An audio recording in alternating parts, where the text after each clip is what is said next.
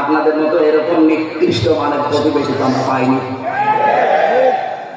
জলসার মল্লক স্যার এইসবই শুরু করেন, তাম দুনিয়ায় কিন্তু মুসলমান 2 নম্বরে আছে। আপনারা হিন্দু মাত্র 130 কোটি আর মুসলমান 200 কোটি। একজন করে যদি ধরা হয় এই পৃথিবীতে একটা হিন্দু আর থাকবেন না। প্রতিবেশীর জন্য আমরা কিছু বলছি না, ওনার প্রতিবেশীর মতো থাকেন।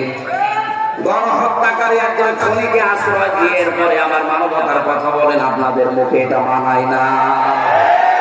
লজ্জা যদি থাকে তাড়াতাড়ি ফেরত দিয়ে দেন, আমরা ফাঁসি দিয়ে দিই।